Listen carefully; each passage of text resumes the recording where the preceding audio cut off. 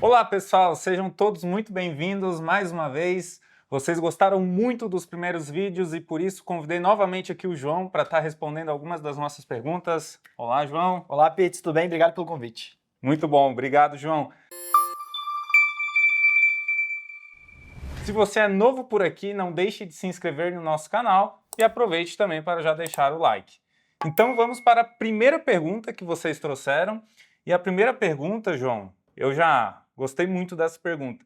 Por que a ação cai enquanto o minério de ferro dispara? Estamos falando de quem? Da Vale. Ótimo, acho que é uma boa pergunta, tá? E assim, existem vários fatores que fazem com que uma ação caia, né? Grande parte deles, quando a gente olha o curto prazo, são ruídos, notícias, informações que circulam na mídia, etc. Você pode também ter um fluxo de investidores saindo do Brasil e aí você tem uma desalocação dos grandes fundos, etc. Então assim, primeiro, o movimento de curto prazo, ele é voltado para informações, notícias ou ruídos de curto prazo, né? E aí, com isso, você pode ter o minério aumentando o seu preço, quando a gente olha o minério chinês. Entretanto, você tem perspectivas futuras piores, né, do minério, e com isso você tem uma pressão maior nas ações da Vale, porque o minério pode estar subindo hoje, mas se a perspectiva dele é daqui 1 mês, 2 meses, diminuir esse preço por uma diminuição da demanda, etc., você tem uma precificação antecipada por parte do mercado impactando a ação da Vale. Não só a Vale, tá? Grande parte das empresas de commodity funcionam da mesma forma. Não à toa que a gente viu as empresas do segmento agro caírem antes e mais do que a queda da soja, por exemplo. Porque se projetava já uma queda na soja, contra essa projeção do preço futuro dessas commodities, você já tem uma antecipação e aí precificação um pouquinho antes, tá? E aí várias outras coisas, né, Pitts? Por exemplo, a gente fala muito sobre juros futuros, ou juros, né? Que se o juro sobe, as ações caem. As ações elas têm caído recentemente porque o juros futuro está subindo. E aí se você vai olhar, pô, João, mas a Selic nem subiu tanto. Mas quando você pega a NTNB longa, você vê que ela subiu meio ponto percentual IPCA, mais meio ponto percentual, basicamente isso, né? Se pega prefixado, subiu 1%, um pouquinho mais do que isso também. Então, a gente tem que olhar muito mais juros futuro, preço do minério futuro, do que propriamente preço do minério hoje, tá? Mais ou menos assim que eu vejo. O mercado ele acaba antecipando, né, alguns movimentos, né, João? E muitas vezes essas antecipações elas podem ser muitas vezes mais agressivas, né? Então pode ser um movimento muito mais realçado do que de fato pode vir a se concretizar uma eventual mudança, né, em termos até macroeconômicos, né? E nessa linha ainda sobre commodity, João, trouxeram um ativo aqui que é um dos mais comentados, né, por diferentes motivos, que é a Petrobras. Então, assim, pensando em dividendos, as ações da Petrobras são indicadas para quem busca dividendos? Sim, tá, na minha visão, acho que Petrobras pode sim compor uma carteira de dividendos. Tem alguns pontos de atenção aqui, né? O primeiro deles é que a Petrobras, ela tem um perfil de volatilidade maior do que os outros ativos da bolsa, dada a sua governança. Por ela ser uma empresa de commodity, ela já teria uma volatilidade intrínseca a ela, né? Se você tem, por exemplo, algum tipo de conflito no Oriente Médio que balance o preço do Brent, isso por si só já traria uma volatilidade para uma empresa ligada a commodities. E aí, no caso da Petrobras, você tem um adicional que é o governo, sendo o seu principal acionista, o seu acionista controlador, quem toma as decisões lá dentro. E por conta disso você tem mais incerteza, e mais incerteza, mais volatilidade. Então ela é uma ação que chacoalha mais. Então você tem essa vírgula. E o segundo aspecto que eu chamaria a atenção é cuidar o preço que você paga por Petrobras. A Petrobras pode compor uma carteira de dividendos? Pode, mas vai depender muito do preço que você está pagando por aquele ativo, né? E aí vocês poderiam, assim, vai depender muito do preço, né? Mas existem alguns grupos de ativo que, na minha visão, é muito difícil eles comporem uma carteira de dividendos, porque não faz sentido com o perfil da ação ou da empresa. Por exemplo, setor aéreo. Acho que é muito difícil ela compor uma carteira de dividendos. Construção civil, dado o modelo de negócio, muito difícil também compor uma carteira de dividendos, a não ser que esteja extremamente barata. Entretanto, Petrobras, acho que sim, o modelo de negócio dela faz sentido. Entretanto, tem que entender o perfil do cliente, por conta dessa volatilidade a mais. Eu já vi várias pessoas que buscam dividendos mas não gostam da volatilidade da Petrobras, não querem ser sócios do governo, então não colocam nas suas carteiras. E o segundo ponto é, tem que cuidar quanto que você paga, porque chega um ponto que não faz sentido ter Petrobras, faz sentido ter outros nomes, né? Então acho que sim, mas com essas duas ressalvas, Pitts. Talvez comparado com outras empresas de outros setores, como por exemplo o setor elétrico, talvez ela tenha mais volatilidade na consistência do pagamento de dividendos, né?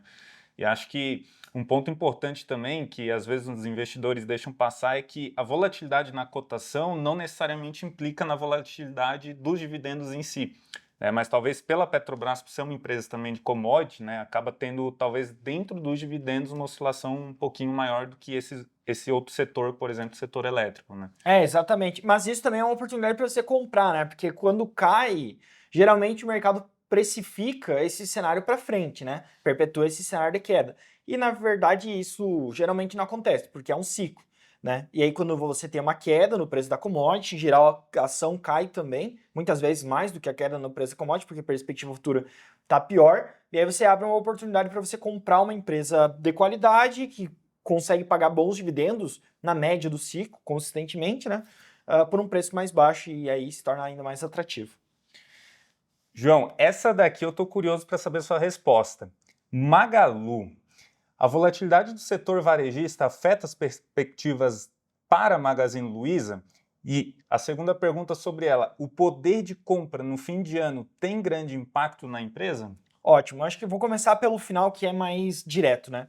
No final de ano, o setor de varejo como um todo, ele tem alguma sazonalidade trimestral. O que significa isso? Significa que o resultado de todos os trimestres não é igual. Se você tem uma grande sazonalidade, você tem resultados concentrados em alguns trimestres. Se você tem uma baixa sazonalidade, os resultados são mais equilibrados ao longo do ano. No caso do varejo, você tem uma sazonalidade no final de ano por dois grandes eventos. O primeiro evento é Black Friday, que a gente está muito próximo disso, e aí há um impulsionamento das vendas no varejo. E o segundo, outro motivo de impulsionamento do varejo é o Natal, tá? Final de ano o pessoal costuma consumir mais, né? E aí no primeiro trimestre do ano você tem uma queda geralmente, porque eles têm férias escolares, o pessoal viaja, etc. Então tem essa sazonalidade.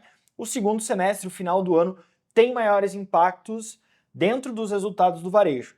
Até por isso que é importante a gente entender como é que estão as coisas, porque se você tiver um tombo no final do ano, o tombo é grande, porque há uma concentração de receita ali. Esse é o primeiro aspecto. O segundo, sobre a volatilidade do varejo, do setor de varejo, impactando a Magazine Luiza. Eu vejo que sim também. Por quê? A Magazine Luiza, ela precisa carregar estoques, ela compra seu estoque, ela bota esses estoques dentro das suas lojas e esse estoque ele é vendido posteriormente para os seus clientes, né? Se você tem uma volatilidade muito grande, você pode ter comprado X estoque, e na verdade os seus estoques deveriam ter sido menores, você comprou demais, e aí por conta disso você vai ter que diminuir suas margens para vender, dar promoções, diminuir os seus preços, etc, tá? Então, você tem essa questão de volatilidade dentro do setor de varejo, importunando um pouco a vida das varejistas. Magalu também, né? E aí o segundo ponto que eu diria que prejudica ainda mais é que geralmente a questão da volatilidade não impacta só uma empresa, impacta o setor como um todo. E aí se você tem uma queda na demanda e aí o seu concorrente também está dando uma promoção, você vai ter que dar uma promoção maior. E aí você começa a competir por preço, isso é muito ruim, tá? Então acho que sim, a volatilidade do setor pode e impacta o resultado não só de Magazine Luiza, mas Casas Bahia, Americanas, etc. Perfeito, João. E acho que ainda na mesma linha do varejo, a quarta pergunta é se o aumento do consumo digital favorece empresas como a Melius, de código Cash3.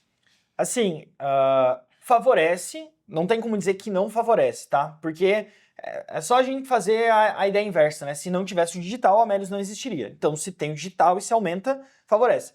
O grande cuidado que tem que se ter é de pagar muito por uma ideia que talvez tenha muita incerteza em cima daquilo, né? Por exemplo, quando teve a corrida do ouro, né, se tinha muita ideia de que as pessoas que buscam ouro seriam favorecidas. E é verdade, né? Se não houvesse ouro, as pessoas que os garimpeiros não teriam recurso, não teriam achado ouro, vendido ouro e ganhado dinheiro, etc. Só que não foram todos os garimpeiros que ganharam ouro. Alguns ganharam, né? Quem ganhou muito dinheiro na corrida do ouro, por exemplo, foi quem vendia as pás ou as ferramentas para se buscar ouro, né? Então perceba que na corrida do ouro, os garimpeiros, muitos garimpeiros ganharam muito dinheiro, só que não foram todos, né? E é difícil você saber quem que vai ganhar dinheiro ou não. É a mesma coisa no digital, né? O digital pode favorecer a Melius? Sim. Será que ela realmente vai ganhar muito dinheiro por conta disso? Difícil saber, principalmente porque quando você tem um momento como esse, um movimento como esse, você abre muita concorrência. Então, eu acho que favorece, só tem que se tomar muito cuidado com quanto que você está disposto a pagar por isso. Muitas vezes não faz sentido, né? Mesma coisa em inteligência artificial. Pô, a inteligência artificial vai dominar o mundo, etc. Vai favorecer algumas empresas? Vai. É muito difícil saber qual empresa que vai ser realmente favorecida e vai ganhar dinheiro com isso, tá? Eu vejo dessa forma, Pitts. Eu acho que é um cuidado geral com as tendências, né? Porque eventualmente uma tendência vem e ela vem para ficar muitas vezes, igual na década de 30 nos Estados Unidos, quando a gente teve a vinda dos automóveis a combustão, né? Então a gente viu muitas empresas sendo criadas, mas pouquíssimas sobreviveram. A mesma coisa na bolha da tecnologia nos anos 2000. Então a tendência veio para ficar, mas é difícil distinguir quais são os players, os competidores que de fato vão ter as vantagens competitivas suficientes para se perpetuarem e se manterem ali no jogo, né, João? Exatamente, porque muitas vezes as empresas elas se aproveitam desse hype inicial. Você tem um número bastante grande de companhias que começam a surfar esse movimento do mercado. E o grande ponto é quais delas vão conseguir realmente durar ao longo do tempo, ter uma perpetuidade para conseguir gerar resultado para o seu acionista, né? Então acho que essa que fica a grande dúvida. Muito bom. E a quinta e última pergunta é a seguinte: o que é o modelo de stock picking e como que ele é aplicado na estratégia de investimentos da Suno, João? Beleza. Assim, o stock picking nada mais é do que você fazer o pick, né? Você escolher algumas ações, algumas stocks, ações, tá? Basicamente é quando você entende quais são as melhores oportunidades dentro de uma cesta de ativos. Então você tem uma cesta de ativos, por exemplo, que são os ativos brasileiros. Você tem alguns limites para quem que entra nessa cesta, por exemplo, liquidez. Se você tiver uma liquidez muito baixa, nem faria sentido essa empresa estar ali naquela cesta, etc. Poderíamos considerar uma cesta como um Ibovespa, tá? Só para simplificar as coisas aqui. Então você tem uma cesta de ativos que seria o Ibovespa, essa cesta, com vários nomes lá dentro. O stock picking nada mais é do que você olhar essa cesta e escolher alguns nomes para você investir, né? Se você fosse começar contrariamente, é bem fácil pensar na lógica disso, né? Que seria o quê? Você pega o Ibovespa, você quer investir no mercado brasileiro, beleza. Você vai pegar o Ibovespa, que é o grande índice brasileiro. O que você poderia fazer? Eu vou pegar o Ibovespa e vou tirar o que é ruim, né? Então tem lá N empresas, cento e poucas empresas dentro do Ibovespa, você vai tirar as que você não quer, né? Pô, tem uma empresa lá que está muito alavancada, vou tirar. Não tem, vou tirar. Aí quando vai sobraram 50 empresas, tá? Então, isso é uma forma de stock picking, só que em vez de você escolher, você está descartando. Uma forma mais aprimorada de fazer isso é, em vez de você tirar o que você com certeza não quer, é ver o que sobra lá de muito bom, né? Então, na minha visão, stock picking é basicamente isso. É você conseguir separar quais são as melhores oportunidades dentro dessa cesta de ativos, Pitts. E aí, como que isso é aplicado dentro dos investimentos da Suno? Nossas carteiras, elas são compostas pelas oportunidades que a gente encara como as melhores, né? Existem investidores que buscam ter ativos muito semelhantes ao benchmark para não ficar muito atrás, etc. A gente não. A gente olha os ativos por si só, tentando entender onde estão as grandes oportunidades. Não investimos em índices, não investimos em segmentos específicos da economia e só naquilo, não. A gente investe em empresas e a gente seleciona essas empresas uma a uma para compor a nossa carteira. Mais ou menos assim que a gente pensa. Acho que o contrário disso, até para complementar, seria uma gestão mais passiva, ou seja, uma carteira composta principalmente por ETFs, né? Então, se o investidor não tem aquela disposição para selecionar os ativos que vão compor a carteira, né? Então o investidor também pode ter a opção de compor através dos ETFs. Porém, tem um lado bom e o lado ruim. O lado bom é que simplifica. Talvez o investidor não tenha trabalho, só que o lado ruim é que às vezes você pode estar deixando de rentabilizar e de otimizar a carteira pensando para longo prazo, né? Então eu acho que vale o investidor também reconhecer o que ele tem mais disposição para isso, né? Assim, o que eu tenho visto até na consultoria é que uma grande parte dos investidores eles estão mais abertos de fato a seguir essa estratégia do stock picking, visando principalmente, né, compor a carteira com ativos que são mais alinhados com o perfil do investidor, né, e também buscando rentabilizar mais ao longo do tempo, né? Então é uma estratégia bem válida. Qual que você gosta mais? Eu sou muito mais stock picking, até porque eu acredito que com o stock picking bem feito você consegue gerar alfa, né? Esse é o objetivo do stock picking, é a geração de alfa, é a geração de um retorno excedente ao benchmark.